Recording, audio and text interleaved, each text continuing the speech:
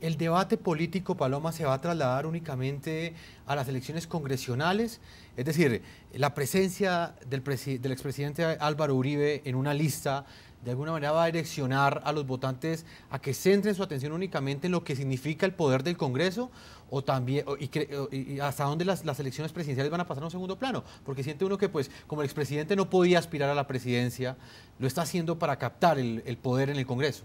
Yo no diría que es un tema de que el presidente esté buscando poder porque él lo tiene. Él está poniendo la agenda política del país y no necesita representación política para hacerlo. Lo que es interesante es el gesto del presidente de buscar más bien un espacio para nuevas figuras, para realmente terminar el proceso de depuración de la política que él quería hacer y que un poco se quedaron cosas por hacer en el gobierno. Como él lo dijo, se cometieron muchos errores, no todo el gobierno fue perfecto, pero se han aprendido cosas y se quiere mejorar. La apuesta no es solamente por el Congreso de la República, pero sí lo que le propone a los colombianos es que pensemos en un Congreso que sea distinto, que represente a los colombianos, con congresistas que tengan principios, que tengan ideas, capaces de debatir y no simplemente atentos a la mermelada que les da el gobierno. Señor Carlos Fernando Galán, jefe del partido Cambio Radical, quisiera preguntarle a usted, ¿cuál cree que son los objetivos que persigue el expresidente Álvaro Uribe Vélez con esta lista que está presentando al Senado? ¿Son intereses de depurar la política, como lo plantea Paloma, o qué intereses perseguiría el expresidente? Bueno, yo le creo la historia de Paloma si uno viera a Paloma y a personas como ella en la lista.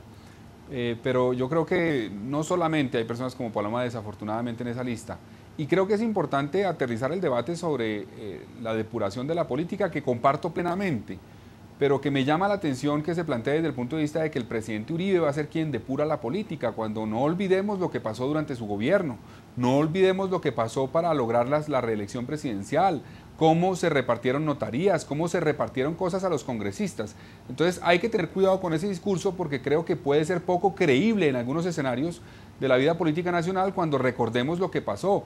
No nos digan que el gobierno del presidente Uribe, cuando pedía que los congresistas votaran antes de que los metieran a la cárcel, era un gobierno que tenía una relación completamente transparente con los congresistas. Pero, doctor Galán, eso no fue así. Usted tendría que respondernos. Eso fue una relación Cambio que Radical incluyó plenamente lo que ustedes llaman mermelada, que incluyó notarías, que incluyó repartición de puestos para obtener votos en el Congreso.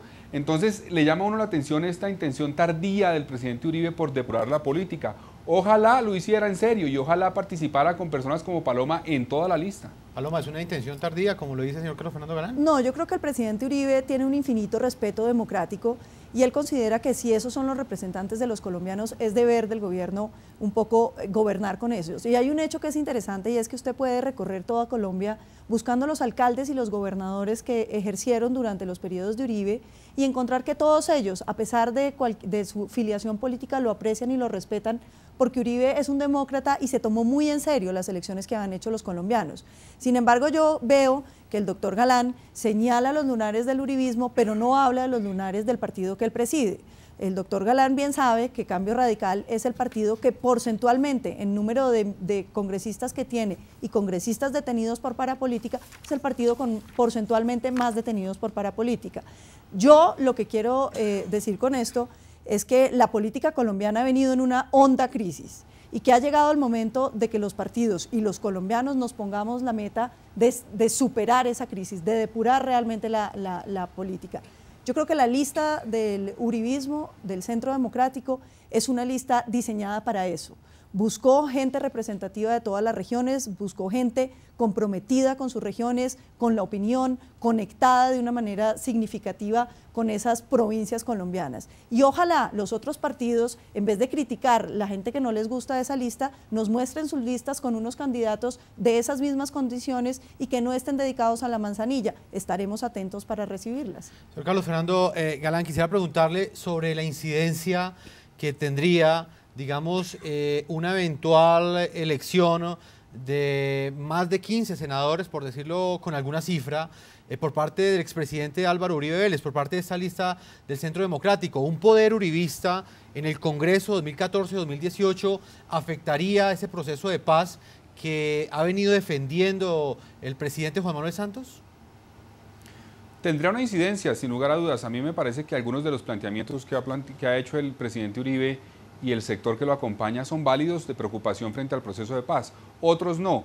Es importante que esas posiciones lleguen al Congreso y se debatan allá. Yo creo que para eso es la democracia. No le debemos tener miedo a que el expresidente Uribe presente una lista y eventualmente llegue al Congreso y defienda esas tesis allá. Pero quería referirme, Jefferson, a un planteamiento que ha hecho Paloma, que yo mismo he sido crítico de Cambio Radical, yo he sido uno de los más críticos, busqué hacer una depuración hace 2 años del partido, de 300 candidatos que pensé que no deberían representarlo en las elecciones del 2011, logré que más de 180 salieran de las listas. Quisiera ver qué otros partidos han hecho eso en el pasado o en el presente. Y si vamos a la afectación porcentual por partidos, claro, Cambio Radical ha sido dramáticamente afectado por el caso de la parapolítica, pero quiere abrir una nueva página en este momento, quiere cambiar la historia del partido, quiere presentar a las elecciones del Congreso el año entrante personas idóneas, respetables, sin cuestionamientos. En términos porcentuales, Paloma, Alas Equipo Colombia es sin lugar a dudas el partido que más se ha afectado por la parapolítica, porque desapareció por completo de la escena política nacional. Paloma, le reitero la pregunta que le hacía al presidente de Cambio Radical. Un poder fuerte, una representación política del Partido Centro Democrático en el Congreso, una eventual representación fuerte de ustedes en el Congreso 2014-2018, ¿en qué cree usted que afectaría ese proceso de paz que adelanta el presidente Juan Manuel Santos con el grupo terrorista de las FARC? Yo creo que lo primero es que uno no debe llamar proceso de paz a una cosa que no lo es. Esto es una negociación con uno de los actores violentos del país, basada en darles una cantidad de concesiones para que entreguen prácticamente una franquicia, porque lo único que los colombianos vamos a recibir de eso es el nombre.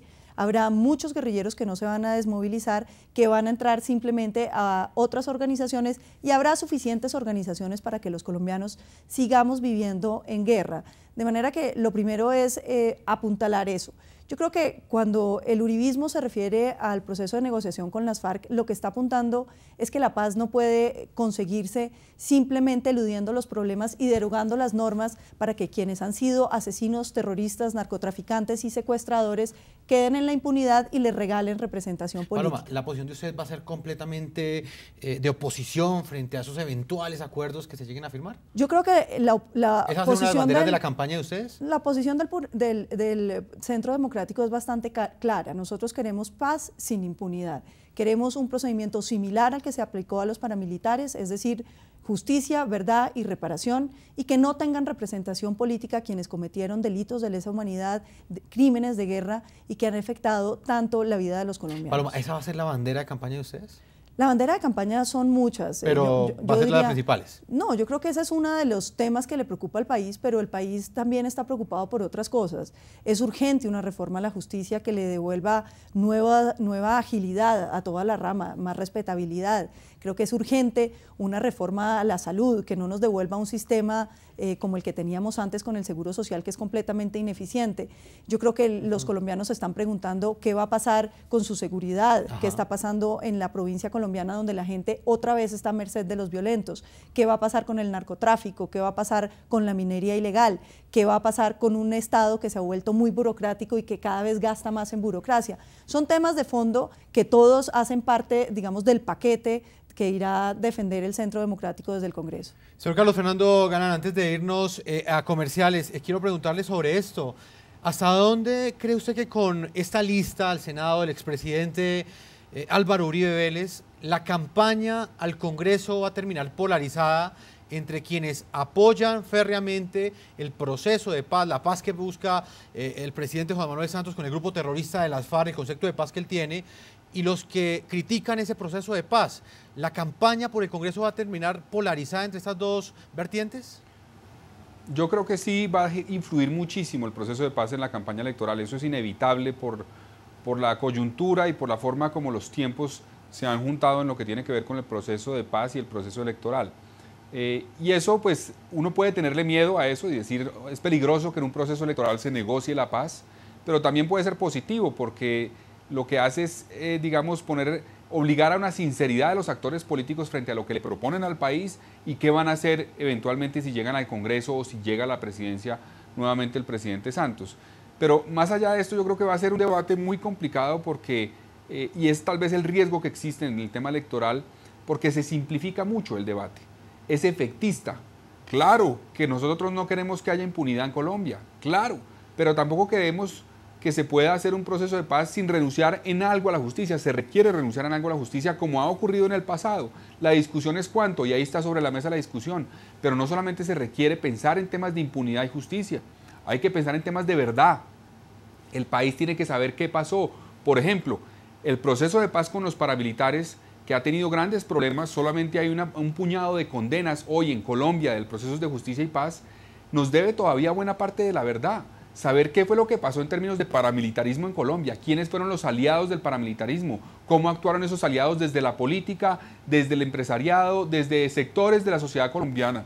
Y ese tipo de deudas en un proceso de paz terminan afectando la sostenibilidad de esa paz. Entonces la apuesta que creo yo tiene el presidente Santos en este momento, que es muy difícil, es arriesgada, le genera un costo político inmenso, como lo hemos visto, es porque haya una paz con un marco completo, con un marco que garantice verdad, que garantice reparación, que le pongan la cara a las víctimas, los responsables por los delitos que cometieron, pero que también podamos pasar la página para que este país no se siga desangrando. Yo estoy convencido de que si este país tiene una oportunidad, una buena oportunidad de superar el conflicto, de acabar la guerra, de empezar a ponernos de acuerdo en cómo superar otros problemas que son fundamentales para el país, no debemos perder esa oportunidad. Señor Galán, vamos a una primera pausa comerciales. A propósito del tema de hoy, le estamos preguntando a nuestros televidentes a través de redes sociales si votarían o no por la lista que lidera el expresidente Uribe al Senado. Vamos a leer algunas de las opiniones hasta ahora. Fernando Fernández nos dice que él no apoyaría una lista porque tenemos la obligación moral de construir un país digno y sin crímenes de lesa humanidad. Marcelo Gambino nos dice que figura representativa liderando una lista de colombianos ejemplares, en su mayoría mujeres de calidades incuestionables. Y finalmente Carito Romero nos dice que no votaría por Uribe. Colombia necesita caras nuevas, gente joven con ideas progresistas. Son las opiniones de nuestros televidentes a través de redes sociales. Vamos a una primera pausa a comerciales. Cuando regresemos estaremos debatiendo otra de las noticias que agitan el panorama electoral de cara a sus comicios que se llevarán a cabo el próximo 25 de mayo en Colombia, y tiene que ver con ese supuesto plan B que tendría el gobierno del presidente Juan Manuel Santos en caso de que él no decida presentarse a una primera reelección. Ya regresamos a la segunda parte de este programa La Noche. Ya regresamos con La Noche.